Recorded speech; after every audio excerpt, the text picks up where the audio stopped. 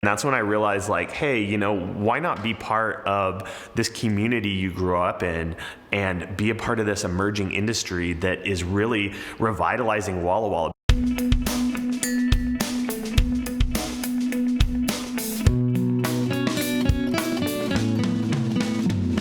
Well, this is my first interview in Walla Walla, which was a great trip coming on over here from Seattle. And I'm here with Brandon Moss, and Brandon is the partner as well as winemaker here at Gramercy Cellars. How are you? Good. How are you doing, Ray? Good. Walla Walla is a very interesting town, a small town, and basically desert, though.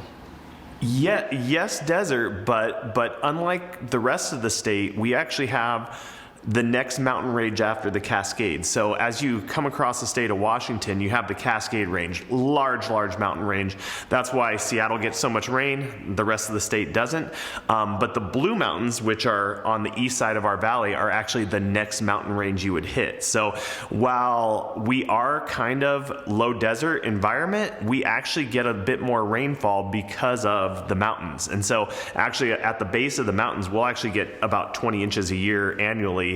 But as you move away from the mountains, you get back down to about 6 inches, which is pretty common with kind of the rest of that Columbia Valley basin around the state. But we're a little more fertile here. We can grow, I grew up in this valley, and so we can grow snow peas. We grow a lot of apples. We have a lot of crops that can do pretty well without excess water supply. So as you go up in the hills of the mountains over here, I actually did a harvest on a pea combine, and you'd be amazed how many pea fields there are out there that just grow naturally with no water. So, are you from here originally? Where are you from? Yeah, so I grew up just on the Oregon side of the Walla Walla Valley. So right off a state line road. I grew up on a little 10-acre farm. We raised plums and had kind of that small little funny farm, 3 cattle, 3 pigs, chickens here and there, all that kind of stuff. And so I kind of grew up agriculture life. When we get home from school, it was your job to, hey, you're going to go thin the plums today, or we're going to do this. And so it was pretty cool coming back to this valley, because it kind of was like a full circle moment of growing up in agriculture, leaving for a while, and then coming back and being back in agriculture was just a really cool full circle moment, and just really nice to be a part of this emerging industry in the place that I grew up in, that it wasn't really present when I was growing up. There was no wine to speak of, and so it's been really neat to be a part of this community and the wine scene and really see it revitalize our town as a whole. I left to go away to college, and I went to the west side of Oregon at Oregon State. Initially went there. I was pre-med. I was all destined to go down, and my uncle had a dentistry practice down in California. He wanted me to take it over from him kind of when he was going to retire, and so that was kind of my initial path. And realized after I graduated, basically, that I had other ideas in mind for my life, and kind of actually randomly started brewing beer with a friend, and that got me the fermentation bug. And then next thing I know, a week later, I'm down at the food science department in Oregon State asking them all kinds of questions about brewing and food science and winemaking, and I just got really into it in a really short amount of time, and quickly realized that this is my passion, this is what I want to do. And so I had a summer that I was like, okay, I'm going to go to Walla Walla, I'm going to work in the vineyards. And so I got a job with Pepperbridge Vineyard and worked a summer in the vineyards, and that just solidified it for me that this was what I was passionate about and this is what I loved. I can't tell you how many winemakers I know that were either pre-med or chemistry or something like that. It just seems to be in your DNA. Yeah. There's no question, winemaking it's a blend of art and science and chemistry and understanding the chemical reactions that are going to happen in a fermentation is very, very important to making quality wine. So I think that it just goes hand in hand. And for me, being pre-med was great, because I think being pre-med just means you take every hard science class there is. Yeah, sure. Yeah. So it's just so for me, getting into winemaking, it was all pretty seamless, because oh, have you learned microbiology? Oh, of course I've learned microbiology. microbiology? Have you done biochem? Oh, of course I've done biochem, you know? And so it all kind of made sense, and everything just kind of clicked. And then, you know, the one thing I hadn't really learned being pre-med was the agriculture side of it. And so that's why I went to go work in the vineyards and kind of see, because I think agriculture is one of those things, like, you can learn it in books, but sometimes it's one of those tasks that you need to get out in the field and you just do it and see it from the ground up and see, you know, what are they loading into the sprayer? What are they spraying at this time of year? What's happening during these times of years? Yeah, because book reading only goes so far in that, I think. Well, interesting journey. If you don't mind me asking, how many vintages you have behind you? Oh gosh, so my first vintage was 2006, and I did 2006 in the Willamette Valley, and then I went to New Zealand for the first half of 2007, and then I actually came back here. For what I thought I was only going to be here for 2 weeks. I thought I was going to go back to the Willamette Valley for a job over there, but came back, and honestly, I went tasting for a weekend around Walla Walla, and when I left, there was maybe 5 wineries, okay, and going around tasting just wasn't really a thing. But when I came back, I was enamored with how many wineries there were, and I went around tasting, and I was just blown away by not only the quality level, but just like the range of varietals that we were working with, and how good each wine was from all these varietals. And like, when I was learning wine, it was pretty much Pinot Noir. And in the Willamette Valley back then, you know, there was some Pinot Gris and Pinot Blanc. Chardonnay still really wasn't even a thing back then. Some people were producing a little bit, but like Pinot Noir is what I cut my teeth on. And so to see the depth of, oh my gosh, you can make a Malbec and a Merlot and a Syrah and a Cab Sauv, and to see all that and to taste just blew me away. And that's when I realized, like, hey, you know, why not be part of this community you grew up in and be a part of this emerging industry that is really revitalizing Walla Walla? Well, we need to get to Gramercy because we are here. Yes, exactly. And it's your company. Tell me a little bit about the ownership. Yeah, so Gramercy's owned by Greg Harrington and myself. Greg Harrington's a master sommelier.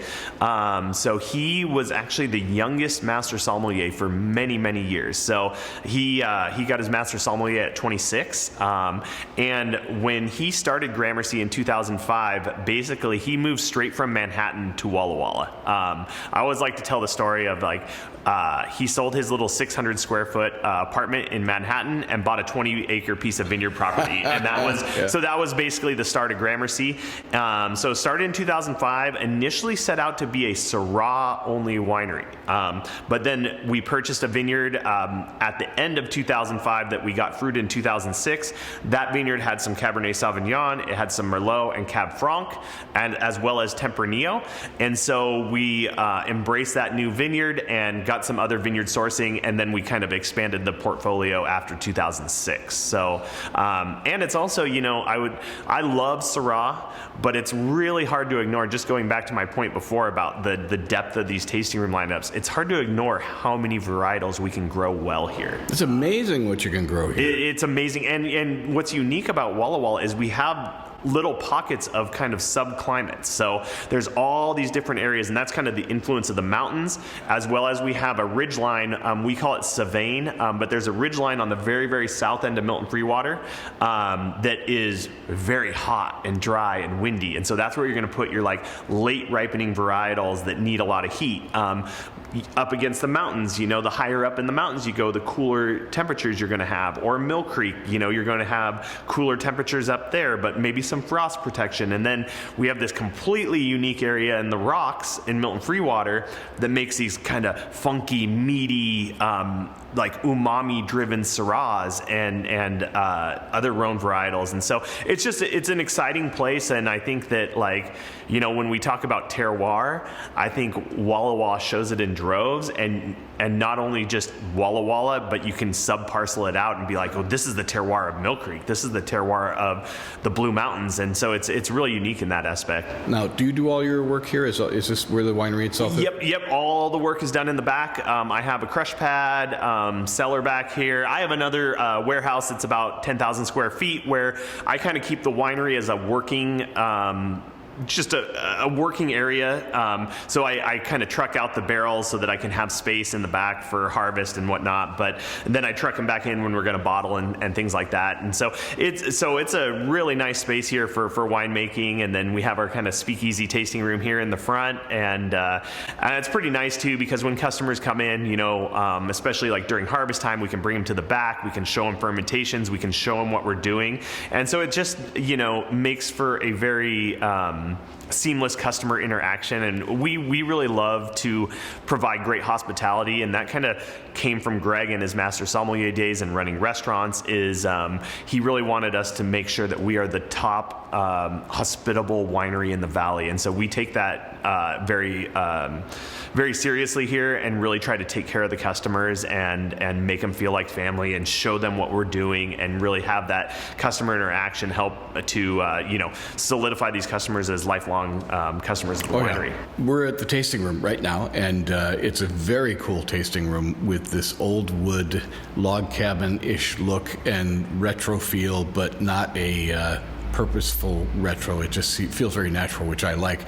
For listeners who want to come by and visit, can they just stop by? Do they have to make an appointment? How does that work? Yeah. I mean, appointments are great because we do have a small tasting room, but you are welcome to just drop by anytime.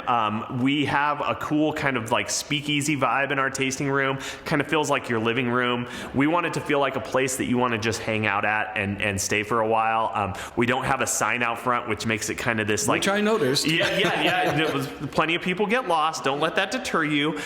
You'll get here eventually. Follow your Google Maps, but there's no sign out front, so it's kind of like this speakeasy. Like even some people in the valley, like everyone kind of knows Gramercy, but like a lot of people are like, oh, but where's your tasting room? And we're like, oh, it was intentional early on, because we were like, oh, we actually used to have a sign on our table that said, if you found us, it's free. And so we would give free tastings for people that actually found us. But it is intentional, because we want this to be kind of this like quaint, quiet space where you can really enjoy your time here and want to hang out. It's got a great vibe. I really like it. And for our listeners who would like to learn about you online, what's your website? So GramercyCellars.com. And we have all the information about the winery there, all the information about the wines, including information about the vineyards we work with as well. Brandon, thanks for taking the time on a Monday morning. I appreciate it. Very cool place. Really glad I could come here. Well, thank you so much. I appreciate it.